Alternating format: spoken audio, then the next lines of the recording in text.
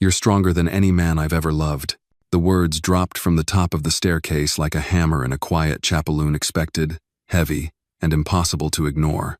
Corey Jackson paused, his fingers gripping the base of a mid-century sofa. The thing weighed like it was made of bricks, not cushions, but he held it steady on the third step, his boot braced against the wooden trim.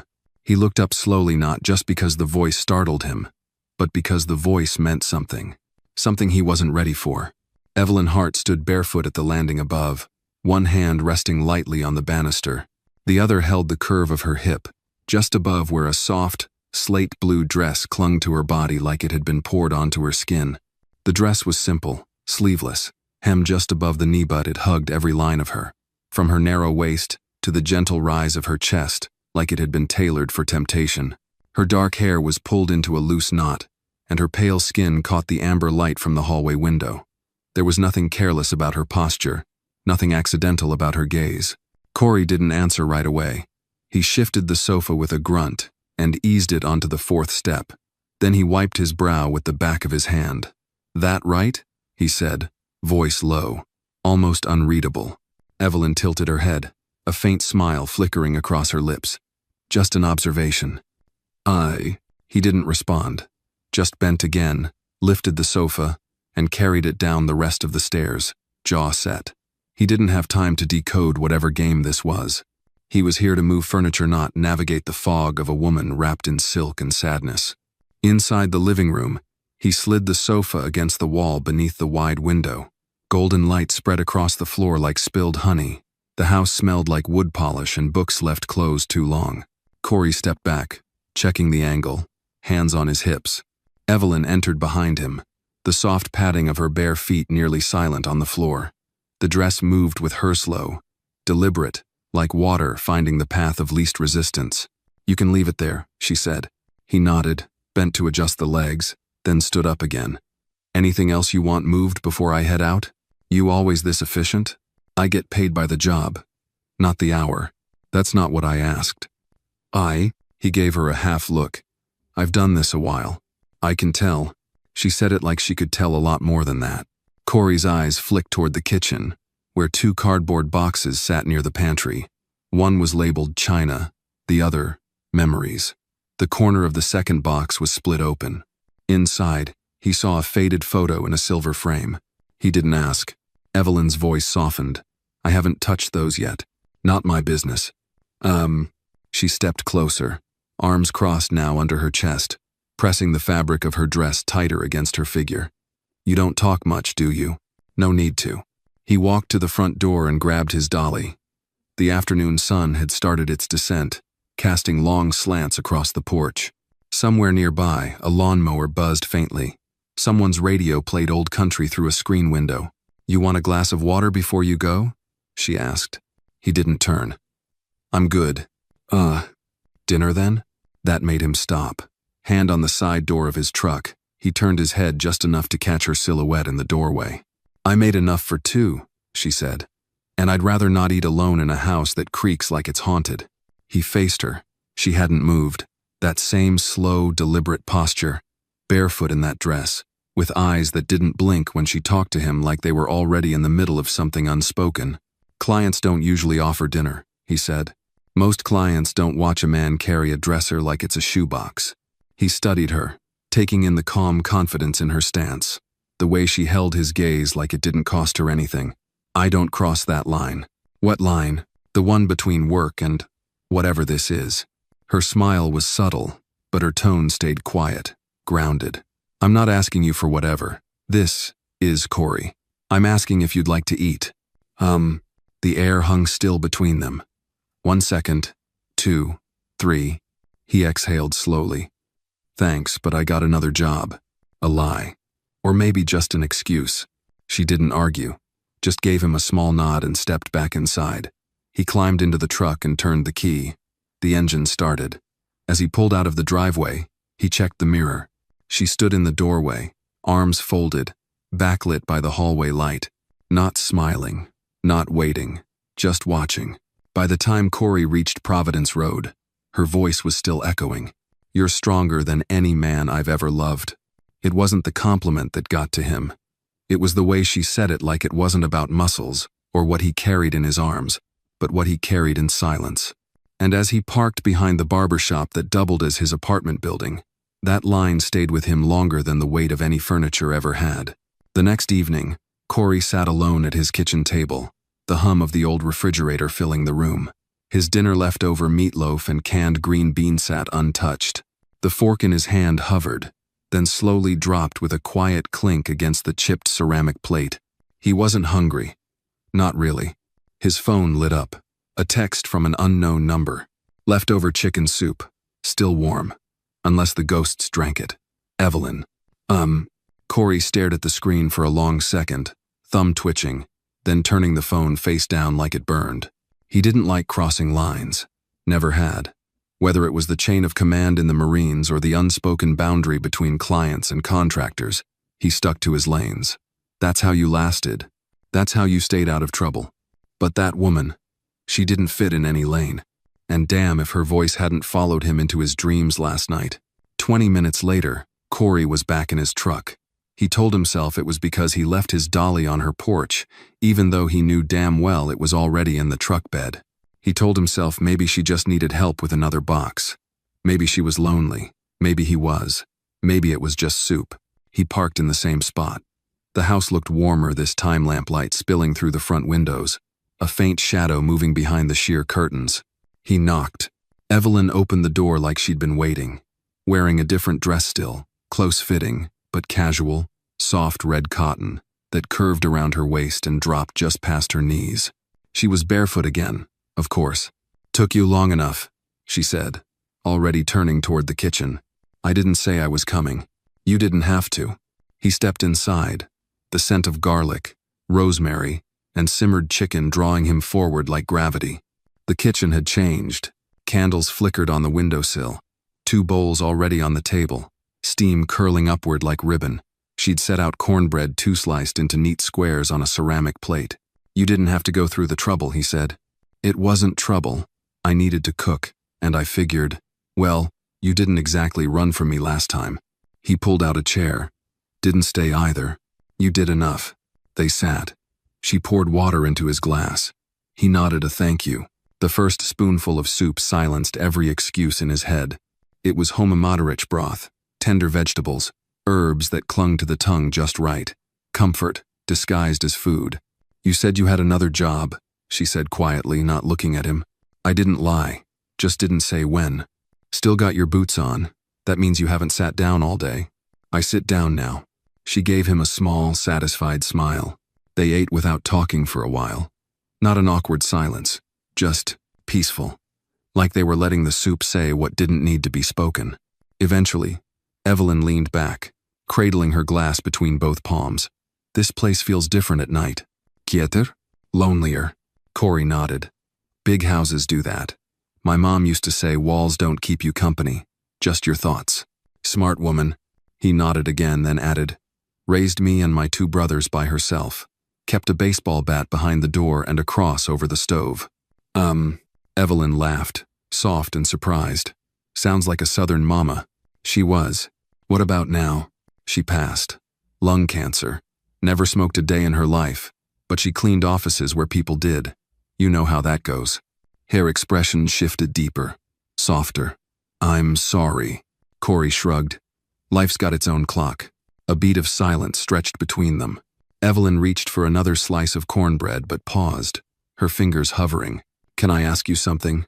He gestured with his spoon. "That usually means you already are." "What happened to your hand?" He blinked. "Which one?" She pointed at his right just above the wrist. A pale scar arched like a crescent moon. "Shrapnel," he said simply. She waited. "Fallujah, 2009. Guy in our unit tripped a buried shell. I was close." "You don't talk about it much, do you?"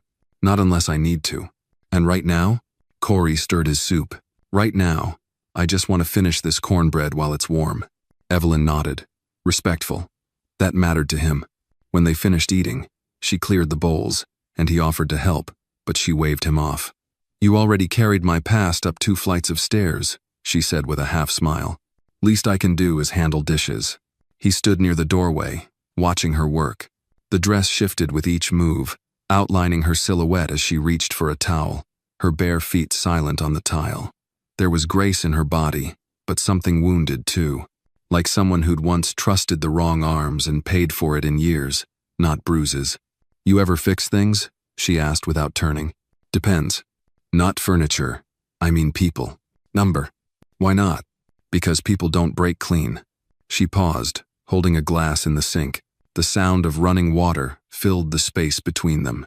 "I didn't invite you here to be fixed," she said after a moment. "I didn't come here to fix anything." She turned then, slowly, towel in hand. "Then why did you come?" Corey didn't answer right away. He looked down at his boots, then back up at her. "Because I don't like the idea of someone eating soup alone in a house that creaks." Her mouth curved. "That's a good reason." "No, it's not," he said. "But it's the honest one." She folded the towel. "You want coffee? I shouldn't stay long. I didn't ask if you'd move in." He huffed a quiet breath, maybe not a laugh, but close. She made coffee in a French press. He watched the ritual pour, stir, press like it was something sacred. When she handed him the mug, their fingers brushed, and for a second, the air between them changed, thicker, warmer. They sat on the living room floor, backs against opposite ends of the sofa he'd carried in the day before. Outside, the wind picked up. A loose shutter knocked softly against the house. Neither of them spoke for several minutes. The coffee cooled between sips. Finally, Evelyn broke the quiet. "Do you always carry things for other people?" Corey tilted his head. "Only if they're worth it." She didn't respond, but she didn't look away. When he stood to leave, she didn't walk him to the door. She just said, "Sunday, 10 o'clock, there's more soup." He nodded once, and this time, when he walked out, her voice didn't echo. It stayed. Sunday morning arrived slow and silver, wrapped in low clouds and the scent of wet leaves. Charlotte had rained lightly through the night, and now the pavement glistened as if polished by memory. Corey Jackson sat on the edge of his bed, lacing his boots with the kind of calm deliberation reserved for men who didn't rush much anymore. He didn't check his phone. He didn't need to. He remembered her words. Sunday, 10 o'clock, there's more soup. He didn't know if it was an invitation or just a passing offer. He didn't know if he was supposed to show up, or if it had been the kind of line people threw out to be polite. But what he did know was this: he hadn't stopped thinking about her. Not her dress, not even the way she said his name. It was the quiet, the kind of silence that didn't push or pull, just to let him be. At 9:58 a.m., he parked across the street from Evelyn Hart's house. It looked different in the morning, less cinematic, more real. The hedges still trimmed, the shutters still painted perfectly gray-blue, but the mailbox was slightly crooked, and one of the porch steps had a soft creak he hadn't noticed before. Imperfections, the kind you only saw when you cared enough to look. He knocked gently. No answer. He waited. Then, the door opened. Evelyn stood in the doorway, barefoot again, hair damp from the shower, tied into a lazy knot. She wore a simple cream sweater that hung slightly off one shoulder and a pair of dark leggings. No makeup, no perfume, just her. "I didn't think you'd come," she said, stepping aside. "You said 10. I also say a lot of things when I'm nervous." He stepped in. The house smelled like cinnamon and coffee. "You nervous now?" he asked. Evelyn didn't answer. She just led him to the kitchen, where 2 mugs sat beside a half-empty French press. "I made cinnamon rolls. From a can," she added quickly. "Let's not romanticize it." Corey picked one up and took a bite. "Still counts." They sat at the small table beside the window. The rain had left drops clinging to the glass, distorting the street view just enough to make everything look softer. "Did you ever think you'd be here?" she asked suddenly. He glanced up. "Where?" "In a woman's kitchen at 10 a.m. on a Sunday, eating canned cinnamon rolls and drinking cheap coffee." "Number." She smiled. "Me neither." For a while, they just sat, the air between them calm and a little warm from the oven. It felt like a truce between expectation and reality, between the wounds they didn't talk about and the quiet comfort of knowing someone else didn't need the whole story to understand the weight. At 10:47, a notification buzzed on Corey's phone. He ignored it. Evelyn noticed. "You don't get many days off, do you?" "I work when there's work. Makes the rest of the week easier to sleep through." That's a heavy way to live." I'm used to heavy. Her gaze softened. You don't have to carry everything alone. Corey leaned back in his chair, arms folded. Nobody's lining up to help. I didn't say it'd be a line, she replied quietly. Just maybe one person. They let that hang. No one rushed to fill the silence. That was something Corey noticed about her. She wasn't afraid of quiet. Most people were. They needed to talk, to explain, to smooth things over. Evelyn just waited, like stillness was her language. Outside, a car slowed near the curb. A silver sedan, late model, clean. It didn't stop, just lingered before pulling away. Corey noticed. Evelyn didn't. You expecting someone? Number. She stood to refill the coffee mugs. You ever been watched? He asked. Evelyn froze mid-pour. Why? Car outside. Didn't look like it belonged. She shook her head. Probably someone lost. This neighborhood's a maze. He didn't argue, but his eyes narrowed slightly as he sipped the fresh cup. They talked about little things after that. Childhood pets, first cars. Corey's was a rusted '96 Ford Ranger, with a door that never closed right. Evelyn had a hand-me-down Subaru from her cousin in Raleigh. They laughed at the same spots. That surprised her more than it surprised him. Near noon, he stood. You leaving? Yeah. You want to take some soup? Number. I didn't come for the soup. That made her stop. She leaned against the kitchen counter, arms folded. Then why did you come? He looked at her, not dodging this time. Because this feels like something that's not asking me to be more than I am. She nodded once. No smile, just understanding. Corey stepped toward the door, and that's when it happened. Flash. Not inside, outside. He moved fast 3 steps to the curtain, peeled it back just enough. Across the street, a man with a camera ducked behind a car. What the hell? Corey muttered. Evelyn was beside him in a breath. What is it? Someone just took our picture. She blinked. What? Are you sure? I don't guess when it comes to people pointing lenses at my face. Evelyn exhaled slowly. Stephen. Who? My ex-husband. He still has friends. One of them works in media. Corey stared at her. You think they're watching you? They're watching us. Silence. Heavy now. You want me to handle it? He asked. Number. That's what they want. They want a scene. Then what do you want? She hesitated. Then, I want to see if you'll still come back next Sunday. Corey looked down, then at her again. I'm not scared of cameras, he said, but I don't perform for them either. She touched his arm. Just briefly. I'm not asking you to perform, just to show up. He nodded, opened the door, stepped out. The sidewalk was clear now, the car gone. The photo, if it had been taken, already on someone's drive. As he walked back to his truck, he looked back once. She was still at the doorway, barefoot, arms folded, the light from inside tracing the edges of her sweater. He didn't wave, but he didn't look away either. And Evelyn? She didn't blink. Not once. The photo was online by midnight. It wasn't on a gossip blog. Not yet. It appeared in a quiet corner of a local real estate Facebook group posted by a burner account with no friends, no history, and a single caption, "Guess she's moved on fast."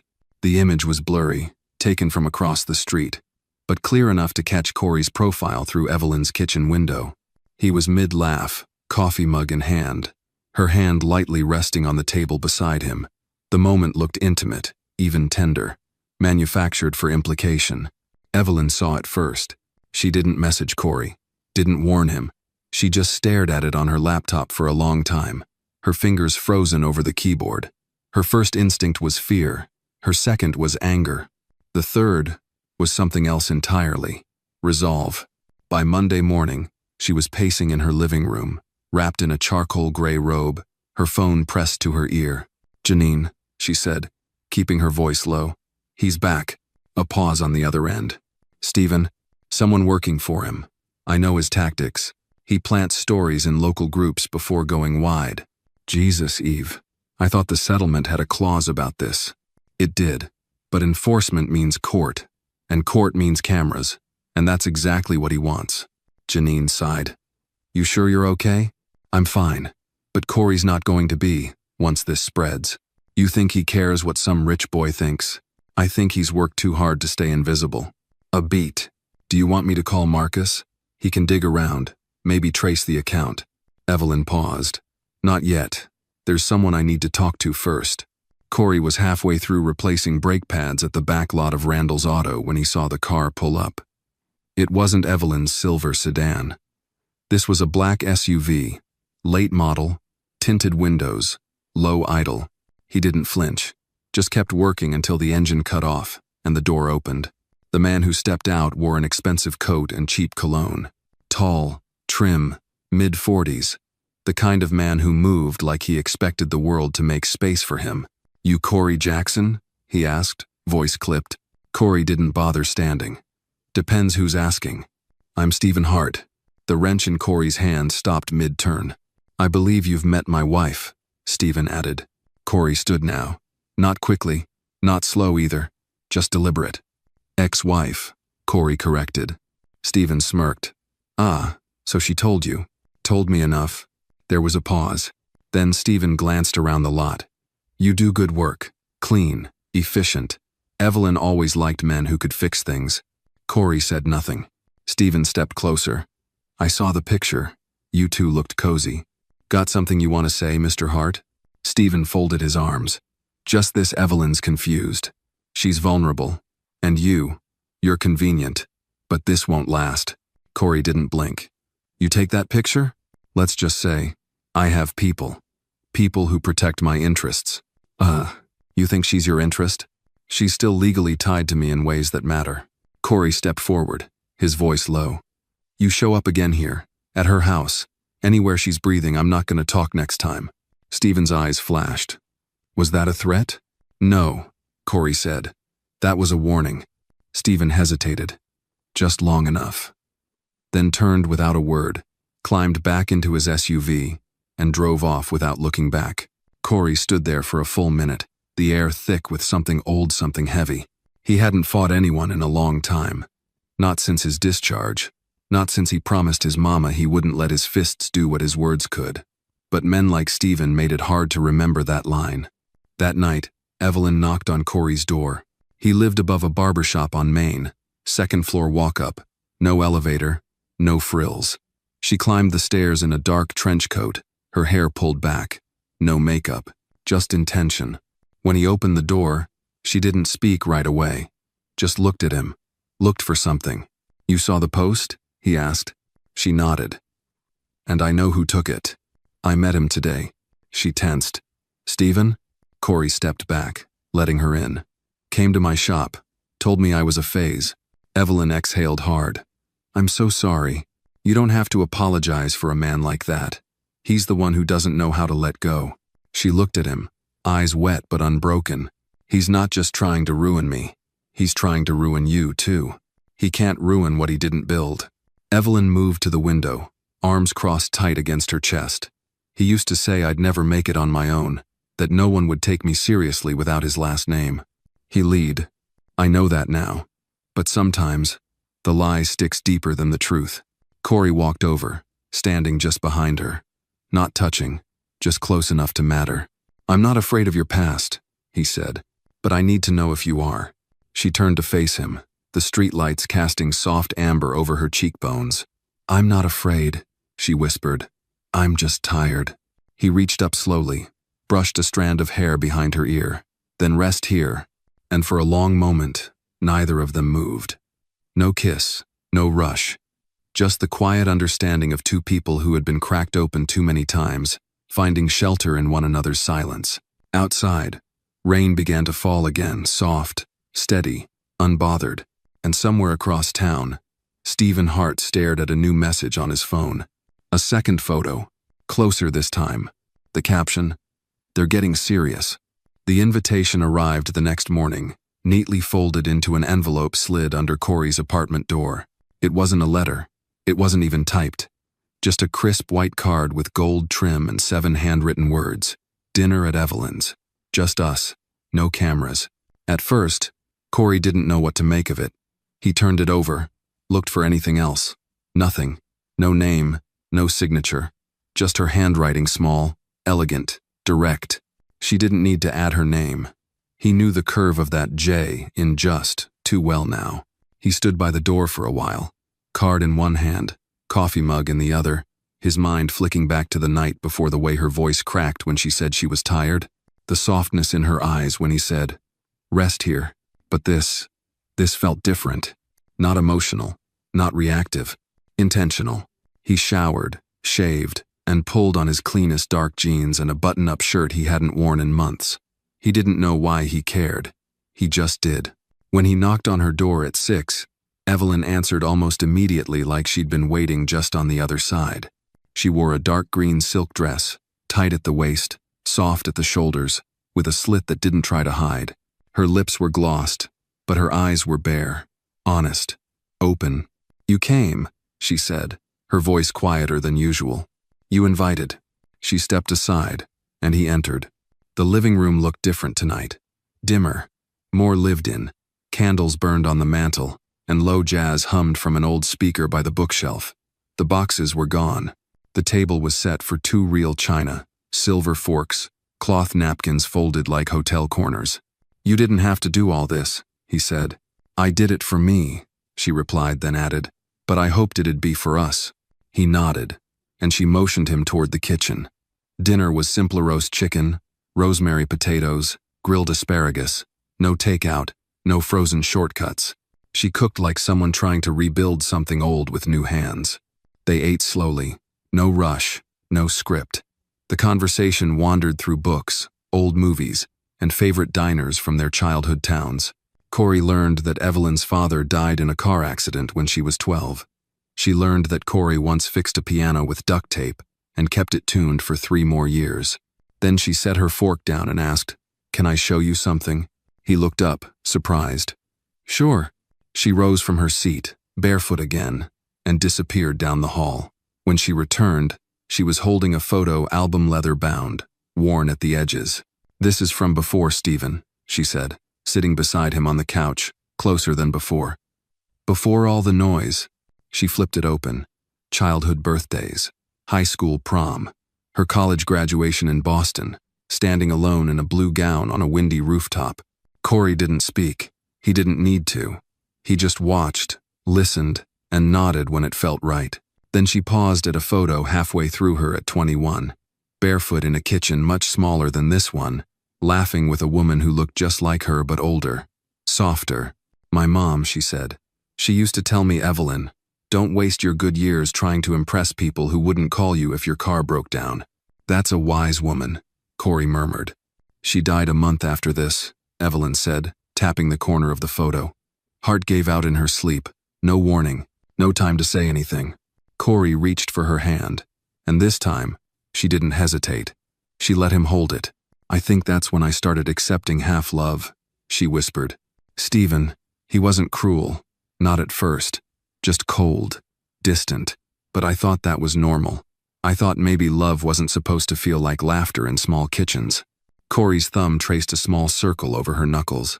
"You don't have to explain anything to me." "I want to," she said, "because last night, when you said I could rest here, I wanted to believe you meant it, that I wasn't just another assignment to finish and forget." He looked into her eyes, deep and vulnerable in a way that made the air feel heavier. "You're not an assignment, not to me." Her breath caught. She leaned in slowly, unsure, like a woman trying to remember how to trust her instincts. And when their lips met, it wasn't a spark. It was a sigh, a quiet exhale of all the fear and fight they'd been carrying. They stayed like that for a moment, connected, not consumed. Then she pulled back slightly, forehead still resting against his. "I don't want this to be fast," she said. "Neither do I." They didn't talk much after that, just sat together, her head on his shoulder, his hand wrapped around hers, listening to the soft crackle of the record player and the occasional creak of the old house settling. Outside, the world moved on. Somewhere, someone might have been taking another photo. Somewhere, Stephen Hart might have been scrolling through his contacts, planning his next move. But inside that house on that night, 2 people who had been cracked open by life found something that felt like quiet strength. And for once, that was enough. The next morning brought sunlight through Evelyn's kitchen windows, but neither of them had touched the breakfast she made. Toast sat cold on ceramic plates. The coffee, poured hours ago, remained half sipped. Evelyn stood by the window, arms folded tight across her chest, while Corey stared down at the photo on her phone, his jaw clenched so hard it looked carved. It was a picture of the two of them, last night, sitting on her couch, too close to be platonic, her head on his shoulder, his hand holding hers. The image was grainy, as if taken from a distance, through a window. "Who the hell would?" Corey started, but stopped when Evelyn flinched. "There's only one person who'd want to shake me like this," she said. "Stephen." Corey looked up. "You think he's been watching the house?" She nodded slowly, her voice hollow. "Or hired someone to." He took the phone and zoomed in, analyzing every shadow. This was taken from outside, through glass, probably across the street. Evelyn turned, bracing her hands against the counter like it was the only thing holding her up. "He's not just trying to rattle me. He's trying to bait me, to make me scared, to remind me that I'm still in his chess game." Corey stepped forward, his voice even but hard. "Then we call it out, publicly, legally." "No," she said too fast. "That's what he wants. If I make noise, he'll flip the narrative. Say I'm unstable, emotional. He'll twist the story, make it seem like I'm the one losing control. You really think the world would believe him over you?" She let out a bitter laugh. "Corey, he owns media shares in 5 different states. He plays golf with senators. He can bury the truth under headlines and lawsuits." Corey exhaled slowly and looked around the room. Then his eyes fell on something, an old camera on the bookshelf. "He wants to scare you, not expose you. Which means he still thinks he has something to lose." She blinked. "Like what?" "Control," Corey said. "Power over your name, your silence, and maybe over your inheritance." Evelyn narrowed her eyes. "You think this is about the trust fund? You told me Stephen was managing it, that you hadn't looked into the accounts for over a year." Her mouth parted slightly. "You think he's been moving the money? I think it's time we find out." They didn't go to the police. Not yet. Instead, Corey called someone, an old friend named Malik, a retired financial investigator who now lived in Brooklyn and owed Corey a favor from years back. That evening, Malik agreed to fly out to California on the next available flight. "He's quiet," Corey told Evelyn as they stood by the window watching the sun bleed into the hills. "And he doesn't leave a digital footprint. We'll get answers without tipping Stephen off." Evelyn nodded, but her fingers twisted the edge of her sleeve. That night, Corey slept on the couch again, even though Evelyn didn't ask him to. She lay awake in her room, the photo still imprinted behind her eyelids. She hadn't told Corey everything. Not yet. She hadn't told him about the security code Stephen still had access to.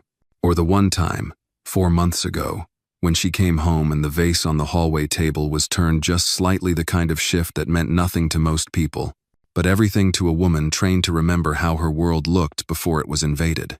The next morning, Malik arrived, sharp suit, crisp voice, eyes that missed nothing. He sat up in the dining room, laptop open, files spread like a war map. Evelyn handed him access to her accounts, and within an hour, his face went still. "You're missing over 250 grand, he said, pointing to flagged transfers. He's been routing funds through 3 shell companies, all tied to one firm in Nevada. Quiet, legal looking, but the money's gone." Evelyn stared at the screen. "Can we trace it back to him?"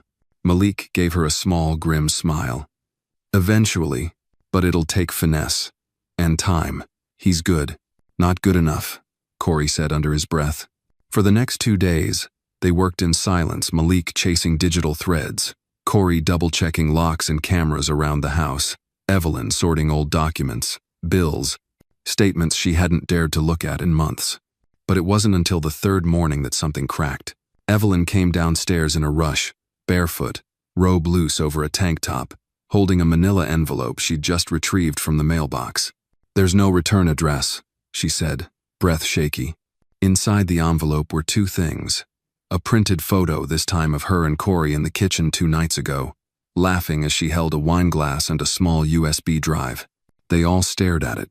"Could be anything," Malik warned. Corey took it, plugged it into an offline laptop, and opened the only file inside, a video clip. The footage was time-stamped, shot 3 months ago.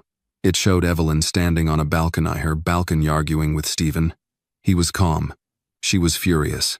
And then came the sound that froze them all. A slap. Loud. Sudden. Then Stephen's voice, low and threatening. "No one will believe you, Evelyn. You're too emotional. And I've been recording everything." The video ended. Evelyn backed away from the table as if it were burning her. "He recorded that. On his own phone. Why send it now?" Malik frowned. "Maybe he's trying to remind you what he has. Or maybe..." He slipped. Corey turned to her. "He made a mistake. This is leverage." Evelyn looked like she couldn't breathe. "He used to say I overreacted," she whispered. "That I imagined things. And part of me believed it." "Not anymore," Corey said gently. "You have truth now. Proof." And he's running scared," Malik added. "Why else send it?" Evelyn looked up, and for the first time in days, something sharper than fear lit her eyes. "Resolve." She nodded slowly. "Then we use it." Corey leaned in. "You ready to fight?" Evelyn didn't blink. "I was born fighting. I just forgot how loud I can be." And as the three of them huddled around the laptop, the war-quiet, brutal, personnel shifted in their favor for the first time. Outside, the wind stirred the trees. Inside, Evelyn Hart stood taller than she had in months. The reckoning had begun. The next morning, Evelyn stood alone in the garden behind her house, the early mist curling around her bare ankles as she stared out at the rose bushes. The sun hadn't fully risen, and the dew clung to each petal like it, too, was holding its breath. Inside, Corey and Malik were reviewing the footage again frame by frame, looking for metadata, hidden markers, anything that could lead them to Stephen's network. But Evelyn needed air, needed stillness, the calm before whatever storm they were about to unleash. Her fingers drifted to the gold pendant resting on her collarbone. It had once belonged to her Madhura, reminder of strength disguised in softness. She heard the door open behind her and turned slightly as Corey stepped onto the stone path. He was in a white t-shirt and jeans, barefoot, his body still waking up but his eyes alert. "You okay?" he asked gently. "I don't know," she said, voice hushed. "But I think I'm past the point of being afraid." Corey came to stand beside her, silent for a moment. Then, "That video, it changed something in you." "No," she said. "It reminded me of who I used to be. Before Stephen turned everything into doubt, before he made me question my own mind." He looked at her, really looked at her, the faint line between her brows, the steadiness in her mouth. "I like this version of you," he said.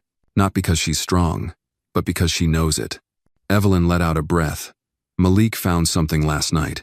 A second account, offshore. It's deeper than we thought." Corey tensed. "He said anything?" "Only that it links back to a foundation Stephen set up 2 years ago, one supposedly for cancer research." Corey's jaw shifted. Of course, no one would question money going to a noble cause. "Except none of it did," Evelyn said. "Not a cent. Malik traced the fund's private flights, real estate in Miami, even a yacht lease." "Jesus," Corey muttered. They walked back inside together, and Malik was already standing by the dining room table, a tablet in hand. His tone was dry, but his eyes burned. "Your ex-husband's a special kind of arrogant," he said. "He's been funneling cash through a charity that doesn't technically exist, set up under a shell corp, registered to a P.O. box in Montana." Evelyn folded her arms. "And we can prove it?" Malik nodded. "We can, but if we go public now, he'll counter before the story takes hold.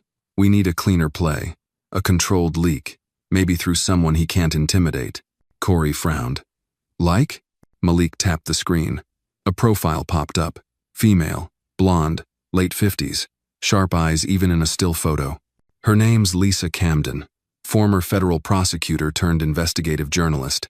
She's won awards for bringing down Wall Street predators, and she hates men who think money makes them invincible. Evelyn leaned in. "Can we trust her?" "More than the courts," Malik said. "She's independent, lives in Nevada now, works off-grid, doesn't publish unless she's airtight." Evelyn nodded slowly. "Set the meeting." Later that night, under dim lights and silence, they sat around the kitchen table as Malik dialed Lisa Camden's encrypted line. She answered on the third ring. "Malik," she said without pleasantries, "what have you got?" "I've got proof of a financial predator laundering millions under the guise of philanthropy, and a survivor who's ready to speak." A pause. "Where?" "Pasadena. Private residence. No cameras, no press." Another pause. Then, "I'll be there in 12 hours. True to her word, Lisa Camden pulled up to Evelyn's house in a beat-up Suburban the next morning. dressed in jeans, boots, and a leather jacket that had clearly seen combat. She spoke little at first, just observed, took notes, let Evelyn tell her story in her own words. When Evelyn showed her the video Steven's slap, his voice, the threat, Lisa didn't blink. She only said, "This will be your shield and your sword." For 3 hours, Evelyn laid bare the past she had tried to bury. The control, the emotional gaslighting. The night she fled the penthouse in the rain with nothing but a duffel bag and a pair of keys. Lisa said little, but when she left, she shook Evelyn's hand with both of hers and said, "You've already won. The world just hasn't caught up yet." The next 3 days were a blur. Lisa began preparing a feature expose print and video. Malik continued tracking the offshore accounts. Corey, meanwhile, reinforced the property's security, set up cloud backups for all evidence, and took Evelyn's car in to replace the GPS, in case Steven had tapped it. On the 5th day, it happened. The front page of an independent news outlet hit the internet at 5:01 a.m.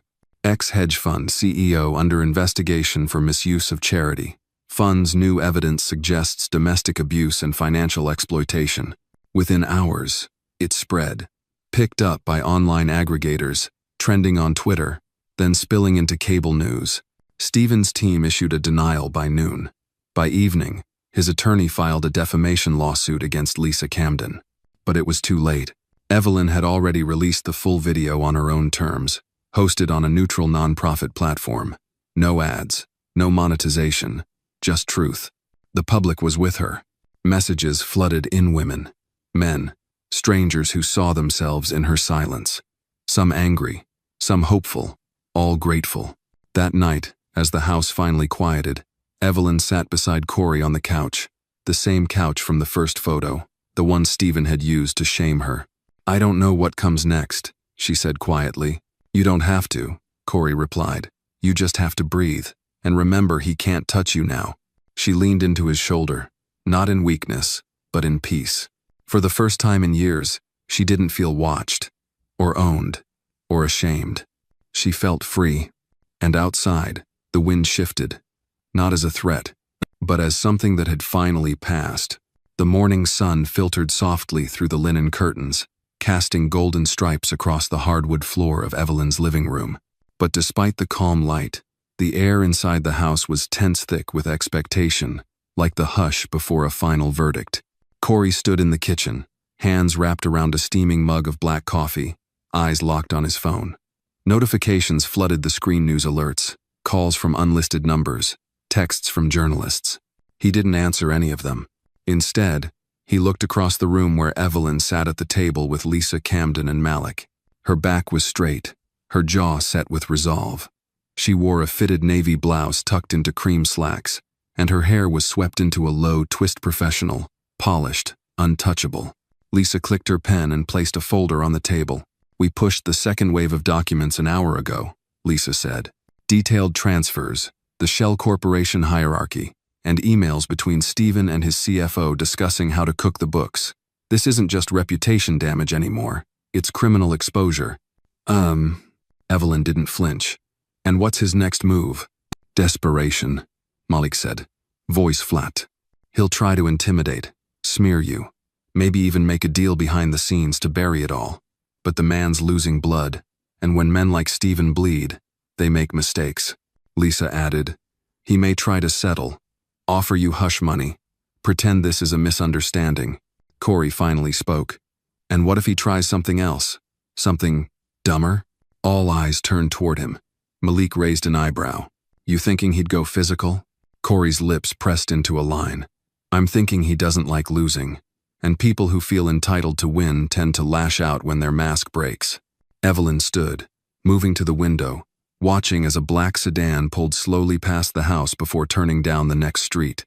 She said nothing, but Corey noticed how her arms crossed tighter around her ribs. Be late afternoon, her attorney called. "He offered a private settlement," she said after hanging up. $7 million. No press. All charges dropped if I sign a non-disclosure agreement." Lisa scoffed. "Classic move. He thinks your silence is still for sale." Evelyn's voice was quiet but firm. "Tell him he couldn't afford it." That evening, Evelyn and Corey walked the garden path behind the house. the grass still soft with spring moisture. Birds chirped lazily in the branches overhead, and the scent of jasmine clung to the breeze. But Evelyn's mind wasn't in the garden. It was somewhere else, somewhere further back. "You know," she said suddenly, "there was a night, 2 years ago, when I almost left. I had my keys, a packed bag. I was wearing a gray sweater Stephen hated. I even got as far as the elevator." Corey looked at her sideways. "But," he asked. She stopped walking. "But I went back up," she said, "because I remembered we had a charity gala the next morning. I didn't want the staff to wonder. I didn't want people asking questions." Corey didn't interrupt. "I thought keeping the image intact mattered more than getting out alive," she said, voice trembling. "It's insane, isn't it?" He stepped closer, gently brushing her hand with his. "No," he said, "it's human, and it wasn't your fault." She looked up at him. Her eyes shimmered, but she didn't cry. "You were surviving," he said, "and now you're winning." Before she could respond, Malik's voice echoed from the back door. "You guys might want to come see this." Back inside, the television was tuned to a breaking news bulletin. Stephen's face filled the screen, puffy, cornered, his once commanding tone cracking under pressure. "Allegations are completely false," he said, visibly sweating. "I've spent my life building companies that help people. This is a coordinated smear campaign from a disgruntled ex."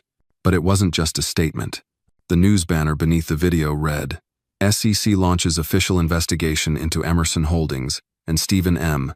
Hart." Malik turned down the volume. Game's not over, but it's definitely started to flip. That night, Evelyn received a voicemail. It was Stephen. "Evelyn, it's me. Too, don't know what you think you're doing, but this will destroy both of us. You think these people care about the truth? They want blood, and you're giving them mine. Please, call me back. Let's fix this before it's too late." She listened to the message twice, then hit delete. Then she turned to Corey and said, "I want to see him." Corey stiffened. "Why?" "Because he still thinks I'm scared of him," she said. "And I need him to really know that I'm not." Lisa was hesitant. "You sure? We've got all we need. You don't owe him anything." "I'm not doing it for him," Evelyn said. "I'm doing it for me." The next day, Evelyn met Stephen at his lawyer's office in neutral ground. Lisa went with her, standing back. Corey waited outside in the car, tense. Stephen entered the room looking like a man who had aged a decade overnight. His suit was immaculate, but his eyes betrayed him, darting, uncertain. He opened with false warmth. "Evelyn, you look healthy." She said nothing, just stared at him. "Look," he began, palms up. "We both made mistakes, but this public campaign, it's beneath you." She finally spoke, tone level. "You hit me, Stephen. On camera. You called me names I won't repeat. You funneled money away from real people in need to finance your ego. And you think the worst part is that people found out?" He shifted, the mask slipping.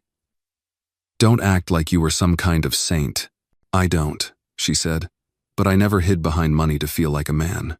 He laughed bitterly. "You're going to regret this." "No," she said, rising. "You are." She walked out, her heels clicking softly on the tile, each step a quiet act of power. Outside, Corey opened the car door. She climbed in beside him and closed her eyes. "How'd it feel?" he asked after a while. She looked over at him, a slow smile forming, like setting down a weight I didn't know I was still carrying. And for the first time in a long time, Evelyn Hart felt like her name belonged to her again. It had been 3 days since Evelyn walked out of Stephen's lawyer's office. 3 days since she faced the man who once controlled everything in her world, her schedule, her voice, her fear, and watched him squirm like a child caught lying with cookie crumbs on his face. The story had gone national. Morning shows, podcasts, investigative features. Her photo appeared beside words like brave, whistleblower, and unbreakable. But Evelyn didn't bask in it. She remained quiet, still, almost like a woman relearning how to breathe without a hand around her throat. She sat now on the wraparound porch of her small but beautiful home, tucked just outside Asheville. The sun was dipping behind the Blue Ridge Mountains, leaving lavender streaks across the horizon. In her lap was a well-worn book of poetry her mother had given her on her 21st birthday. The corner pages were dog-eared, and the spine cracked like an old leather saddle. Corey was a few feet away, in the yard, replacing a fence panel that had been loose since winter. Sweat darkened his t-shirt across the shoulders, and his forearms flexed as he drilled. Every now and then, he looked up just to check if she was still there. She always was. When he finished, he joined her on the porch. "Fence is solid now," he said, taking a seat beside her. "No more raccoons messing with the trash." She smiled, soft. "They'll be disappointed." Corey looked out at the view. "You sure you want to stay here? Now that everything's out in the open, people might keep showing up. Reporters, strangers. I'm not hiding anymore," she said. "If they want to knock, they can. Doesn't mean I have to answer." He nodded, then hesitated. "You know, I've been thinking." Oh, I'm serious," he chuckled. "I'm not a rich man, Evelyn. I don't have connections or suits that cost more than my truck. But I know how to build things, fix what's broken, hold my word like it matters." She looked at him, eyes narrowing slightly with curiosity. "I guess what I'm trying to say is, I want to stay. Not just around. I want to stay with you, if you'll have me." Evelyn stared at him, not shocked, not breathless, but deeply, wholly present. Then she reached for his hand. "You're stronger than any man I've ever loved," she said softly. "But what matters more is you never made me feel smaller to prove it." They sat like that for a while, her thumb tracing idle circles on the back of his knuckles, the sky growing darker. Later that week, Evelyn did something unexpected. She agreed to one interview, just one. The journalist was an older woman, mid-60s, retired NYT reporter, who now ran a small podcast called Echoes of Truth. No flashy headlines, no spinning narratives, just stories told slow, soft, and honest. They met in a coffee shop near the courthouse where Evelyn had filed her last document against Stephen. "I'm not here to ask about the money," the journalist said, placing her recorder on the table, "or the scandal. I want to ask you, about why you didn't break." Evelyn exhaled slowly, thought for a moment. "I did break," she said. "More times than I can count.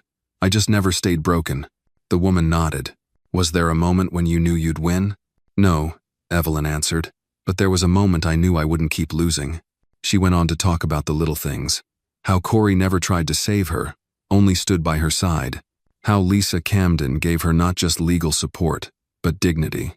How Malik taught her that justice wasn't always lauded, was sometimes just about not backing down. When the podcast aired, it went viral not because of any explosive revelations, but because Evelyn Hart spoke like a woman who didn't owe the world her pain, yet offered her strength anyway. "Justice," she said at one point, "isn't about getting back at someone. It's about standing up for yourself even when no one's clapping. It's quiet, it's personnel, but it's real." Weeks passed. Stephen's indictment came through. Evelyn didn't attend the hearing. She didn't need to.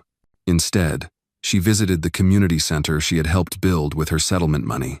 A modest, sunlit building with a painted mural of open hands and mountain peaks. Inside, children read books, old men played checkers, and women in recovery poured coffee for each other like communion. She was walking out when she noticed a small brass plaque near the door. It read, "The Heart Center for Renewal Built on Courage. Kept by Community." Evelyn reached out and traced the letters with her fingertips, and for the first time in years, her chest didn't feel tight. On the drive home, Corey waited for her on the porch steps. He held up a bag of groceries like a trophy. "They had your favorite ice cream. Last one left. I fought off an old man for it." She laughed, a real, unguarded laugh. "I hope you didn't hit him." "No," he said, "but I did walk faster." As the stars began to bloom overhead, Evelyn leaned against Corey's shoulder, her fingers curling around his. "What are you thinking about?" he asked. She paused, looked at the night sky, then whispered, "That I made it, and that I finally believe I deserve to." Up, and with that, the quiet victory was complete, not with fireworks, not with fame, but with two hands held beneath the stars, and a heart finally free.